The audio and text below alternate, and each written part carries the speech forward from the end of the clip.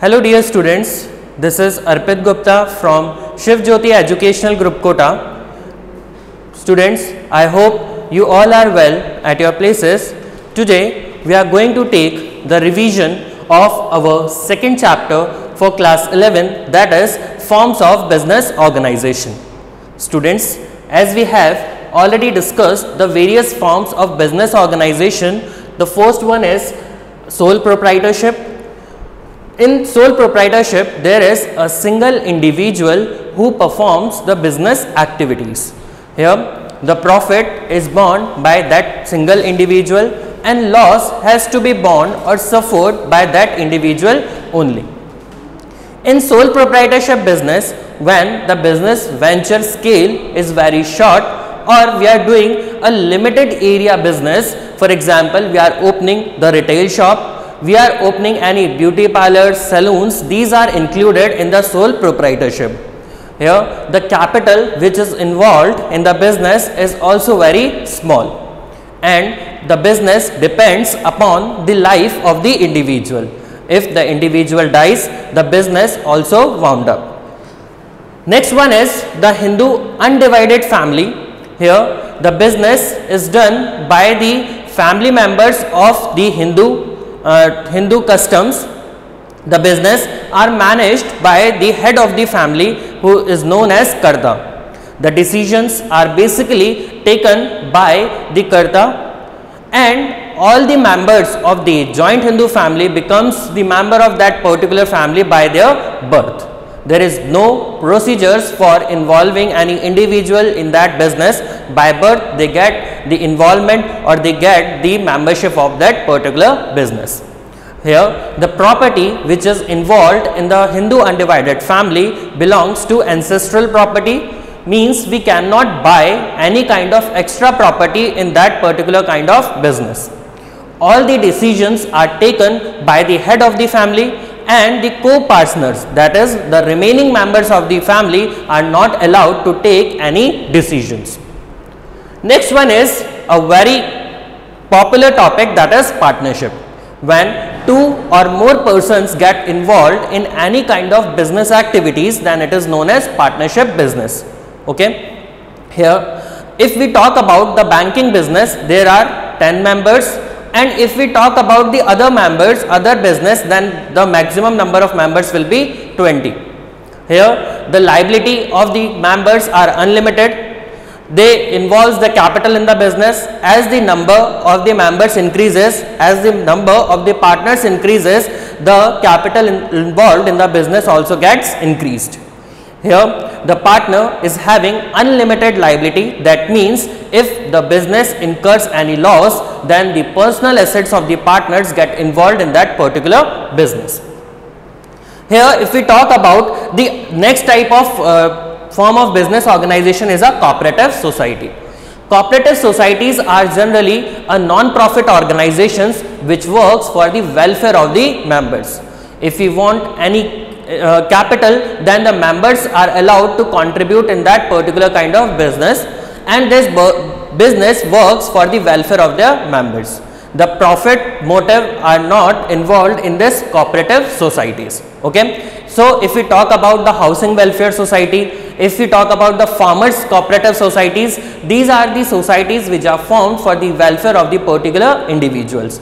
And if these types of organizations earns any kind of profit, then these are involved in the maintenance of that particular form of business. Means the distribution of profit is not allowed among the members in this particular type of cooperative society.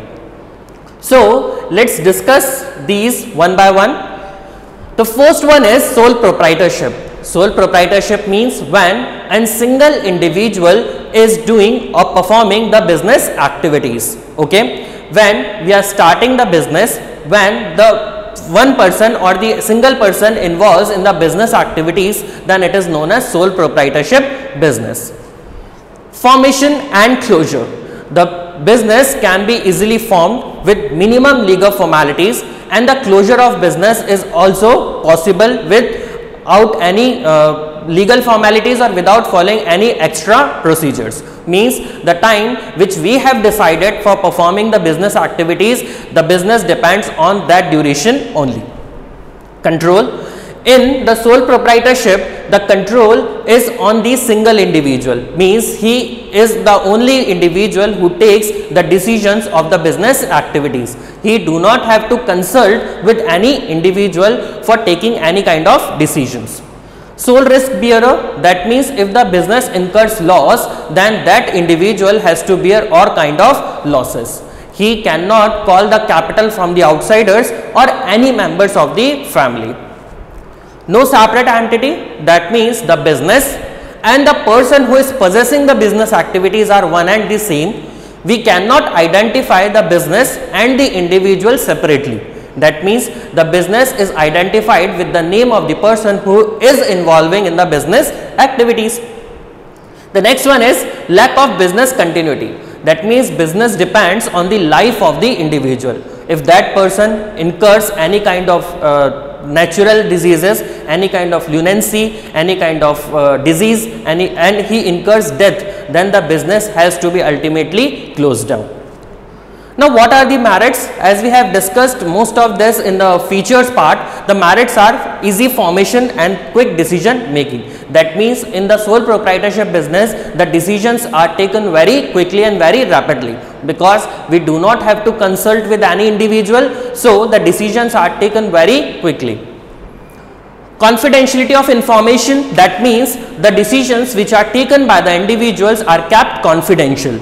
We do not have to discuss any of our business activities with any of the outsiders or with any of the family members. Direct incentive, that means the profit which is earned by the individual is directly distributed to that single owner. He do not have to distribute any kind of profit with any other person.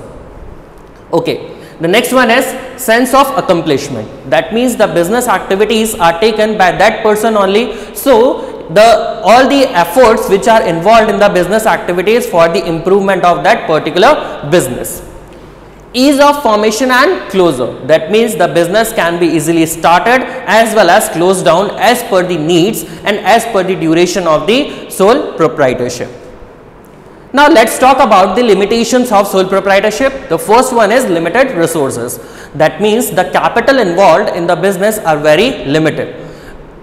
As we know that business can earn a profit or can involve the capital with two sources, that is from the equity or from the debt. So, there is no conditions which allows the sole proprietorship to take a loan or borrow the loan from the public.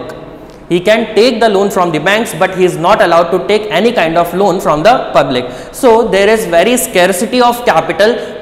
He has to involve all the capital from his own source or from his own funds only. The second one is limited life of the business concern. That means the life of the business depends directly on the life of the individual who is doing the business activities.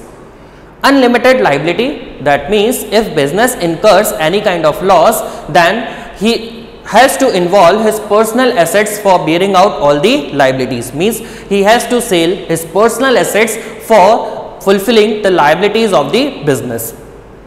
Limited managerial abilities, as we know a single person cannot possess all the managerial abilities. He must lack in some or the other factors. So, there is very minimum managerial ability a single person can possess. So, it is a biggest disadvantage of sole proprietorship. Now, the next form of business organization is joint Hindu family.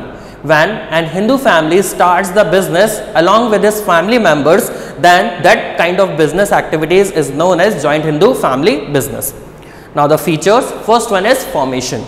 Here the joint Hindu family has to get registered under the act and the family can start the business easily. Liability, the liability of the members of the joint Hindu family is limited. That means the members of the joint Hindu family do not have to involve their personal assets in the business liabilities. But if we talk about the Karta, the head of the family, he is having the unlimited liability, means he has to sell his personal assets also for fulfilling the liabilities of the business.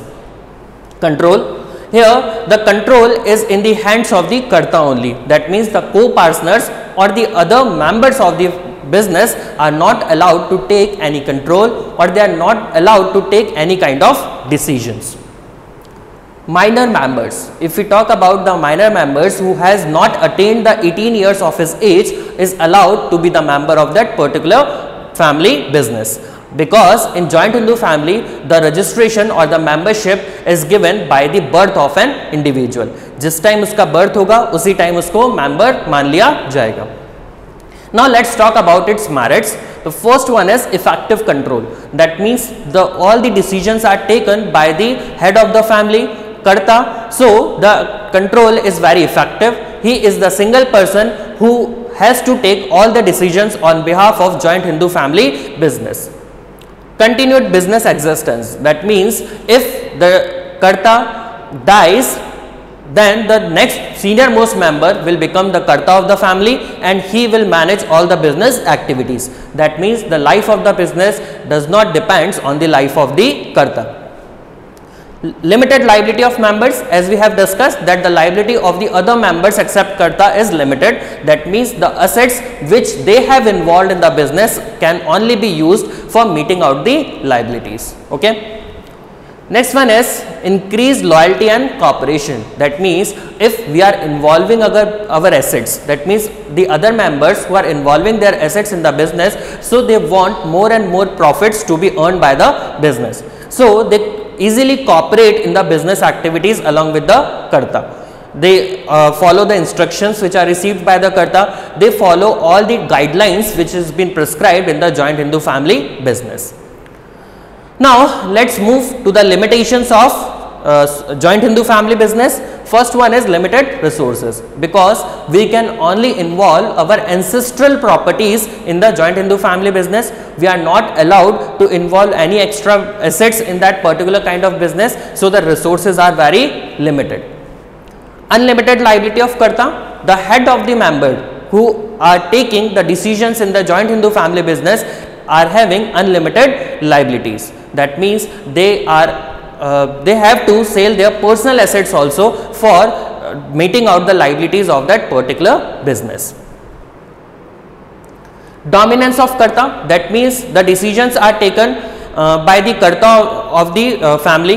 If there is any contradiction between the members and the Karta, then the decisions are followed always which has been given by the head of the family, that is Karta. Limited managerial skills, as this is similar with the sole proprietorship business, because there is only one person who is taking all the decisions in the business. So if we talk about the single person, he does not possess all the managerial abilities. So there is always a limited managerial skills in the joint Hindu family business. Okay, the next type of or the form of business organization is partnership. Now what is partnership? When two or more persons are jointly starting the business activities, then it is known as partnership business. Here the requirement is minimum 2 persons for possessing the business activities. Okay. So the formation, if we talk about the formation or the features of the partnership, first one is formation. That means the partnership can be formed by the agreement between the two partners. That agreement can be in the written form or in the oral form. Risk bearing. All the risks are distributed amongst the partners in the partnership firm as per the agreements which has been signed between two partners. Decision making and control. That means all the decisions in the partnership firms are taken by all the partners who are contributing capital and who are involving in the business activities. Continuity.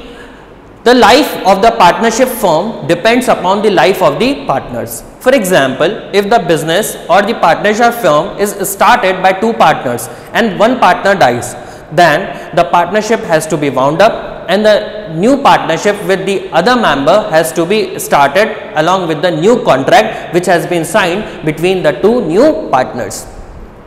Number of the partners, as we have already discussed that the minimum requirement of partners in the partnership firms are 2. And if we talk about the banking business, the maximum number will be 10, and the other business the maximum number will be 20. Mutual agency, that means each and every partners are acting as an agent for the other partner. Although he is the owner of the business although he is taking all the decisions on behalf of the partnership firm, but if we talk about the other partners, each and every partner is acting as an agent of the other partner. Now let's move forward with the merits. Ease of formation and closure, that means as per the contract which has been signed between the partners, the partnership can be closed or partnership can be formed. Balanced decision making, that means the decisions are taken by all the partners who are involved in the business activities. So the decisions are balanced because all the partners are involving their managerial skills, their knowledge for taking the decisions on behalf of the partnership firm. More funds, that means as the number of partners increases in the partnership firm, the arrangement of capital can easily be done. As the number of partner increases, more partners will bring more capital in the partnership firm, and the arrangement of capital can easily be done in this type of business organization. Sharing of risk, that means all the partners who are actively taking the activities in the business, the risks are shared between them. So all the risk is not to be borne by the single individuals, the risks are shared between all the partners who are involving in the business activities. Secrecy, all the decisions which are taken by the partnership are to be kept secret, means the decisions are not to be disclosed to the general public. The normal public do not have any interest in the partnership firm, so the secrecy is maintained in the partnership form of business. Next one is the limitations. The first one is unlimited liability, that is the liability of the members in the partnership firm are unlimited, as there is no conditions for having the limited liability until it is mentioned in the partnership contract. The liability of the members are unlimited, that means their personal properties are sold out for meeting all the liabilities of the partnership form of business. Limited resources, that means if we are involving only two partners in the partnership firm, the resources or the capital gets limited. That means the capital which they wants to bring is only the source of the partnership form of business. There is no other source for arranging the capital. Possibility of conflicts, as the number of owners increases in the partnership firm, there is always a situation of conflict between two, because each and every partners wants that their decisions get implemented. So there is always a situation of conflict in the partnership form of business. Lack of continuity, that means the life of the partnership firm depends on the life of the partner. So there is always a lack of continuity in that form of business. Lack of public confidence, because this form of business organization has not to disclose their accounts to the public, so the public gets less interested in these type of business organizations. Okay. Now there are various types of partners which are categorized in the partnership form of business. First one is the active partners. Active partners are those partners who are taking actively the participation in all the activities of the business organization. Second one is sleeping or the dormant partner, that means the partner who involves his capital in the business activities, but he do not involve in the decision making of the partnership firm, means he will give the capital, he will bear the loss, his liability is also unlimited, but he do not take any decisions in the partnership form of business. Secret partners. Secret partners are those partners whose identities are not disclosed to the general public. That means they are partnered in the form in this particular type of business, but their identities are kept secret. For example, if we are taking contribution with any political party, then their identities are not disclosed to the general public. Nominal partner. Nominal partners are those partners who give their name, who give their goodwill to the firm, but do not involve in any kind of business activities. Means they sell their goodwill to the partnership firm and they do not get involved in any kind of business activities. Partner by estoppel, that means the partner who is disclosing him as a partner, but he is not a partner in the partnership firm, means he is disclosing to the general public that he is a partner, but as per the contract his name is not mentioned in the partnership firm. Partner by holding out, that means if any partner takes any kind of liability from outside the organization or outside the firm on the name of the partnership firm, then he will also be categorized as the partner of that particular business. Now, the next form of business organization is cooperative societies. As we have already discussed that these types of organizations generally work for the welfare of the members.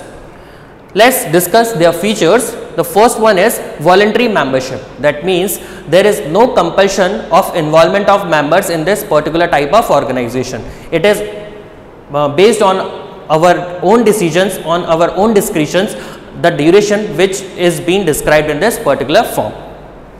Legal status, as the cooperative societies has to be registered in their particular act, so they get their separate legal status except their members. The members who are managing the cooperative societies are different, and the name of the cooperative societies are different because they are registered under their particular act. Now, let's talk about the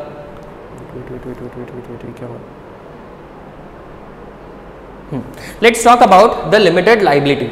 The liability of the members are limited in the cooperative societies. The liability of the members are limited in the cooperative societies because they are treating as a member of that particular form of business. So, they are liabilities having limited. They do not have to sell their personal assets if the cooperative societies incurs any kind of loss. Control. Here the control is having with all the members in the cooperative societies, means they are allowed to take the decisions. Each and every person is having to participate in the business activities. The person who is contributing their membership fees, who are involving in the business activities, are allowed to take decisions, are allowed to take control of the particular cooperative society. Service motive. These types of organizations are generally formed for providing the social welfare of the society, for doing the benefit of the society. Let's talk about its merits now. Equality in voting status. As comparative to the contribution, each member is having equal rights. That means each and every individual is having only one voting right. If we are contributing more capital, it do not make any difference. Each and every individual is having only one voting right. Limited liability, that means the liability of the members of for the cooperative society is limited. Stable existence, that means the cooperative society are having existence as per and it do not depends upon the life of any members who are controlling that particular form of business.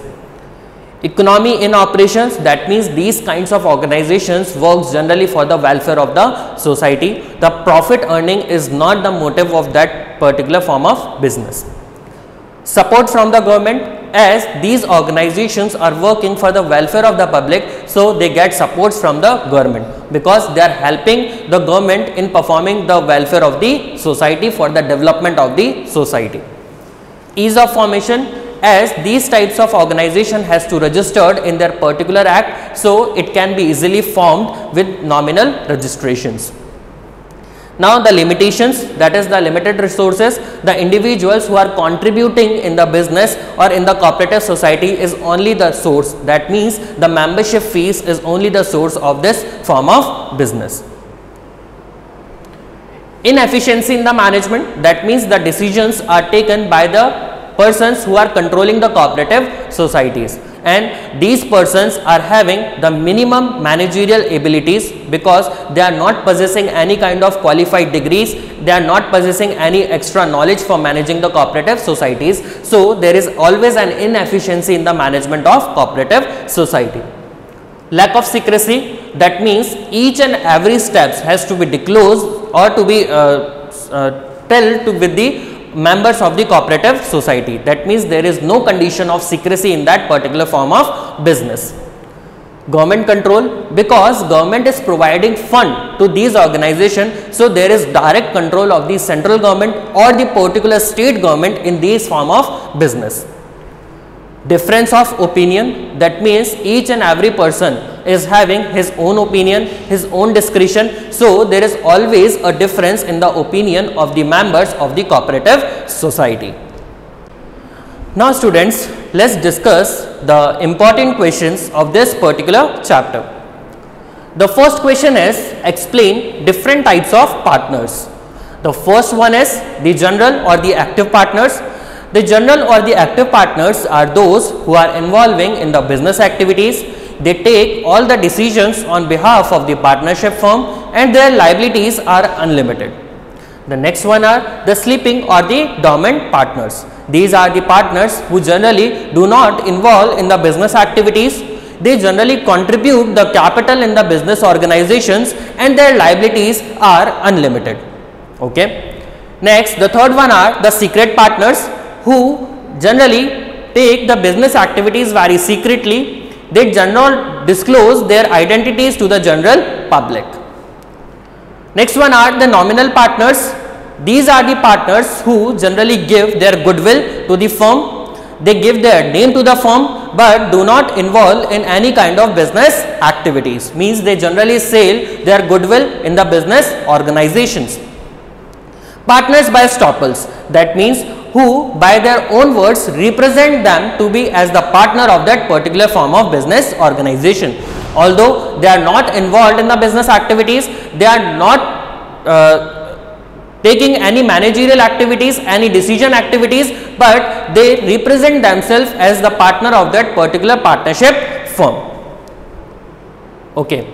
The next one is partner by holding out, who falsely represent them as the partner in the partnership firm are known as partners by holding out. Okay. Okay. The next question is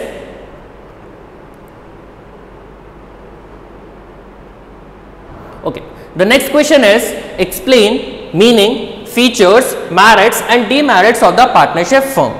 Partnership firm of business are those businesses in which two or more persons are performing the business activities. Now, the features, there is two or more person, that means at least two members are required in performing the business activities. Okay. In banking business there are 10 persons and in the other form of business there are 20 persons, that is in the non-banking business there are maximum 20 persons which are allowed to perform the business activities in the form of partnership firm. Next is lawful business, that means the partnership firm are generally formed for doing the legal activities. That means any kind of speculative activities, any kind of illegal activities are not allowed in the partnership form of business. Third one are decisions making and control. Each and every partners are allowed to take the decisions on behalf of the partnership firm.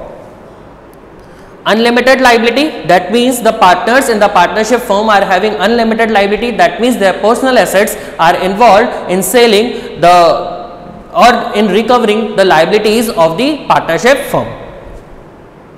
Lack of continuity, that means all the business activities are depend upon the life of the individual, and if any partner dies then the partnership firm has to be closed down. Now, there are some merits, that is the ease of formation and closure, that means the partnership firm can be easily closed down or easily formed by a written agreement which may be or the agreement which has been prescribed in the Partnership Act 1932. Larger financial resources, that means the funds are involved in the partnership business depends upon the partners. As the number of partners increases, the capital arrangement also increases. Balanced decisions, all the decisions are taken after doing the consultation between all the partners in the partnership firm. Secrecy, as the decisions are to be kept secret in the partnership firm. There is no condition of disclosing any kind of conditions, any kinds of agreements or any activity with the outsiders. Next one is sharing of risk, that means the risk are shared between all the partners in the partnership form of business.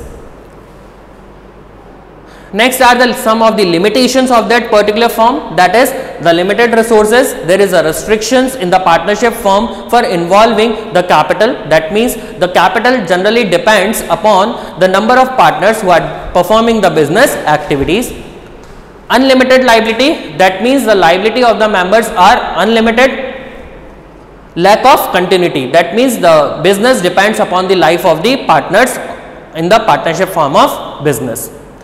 So students, I hope this revision will be very beneficial to you all. Please see your videos which has already been uploaded. Thank you and have a nice day.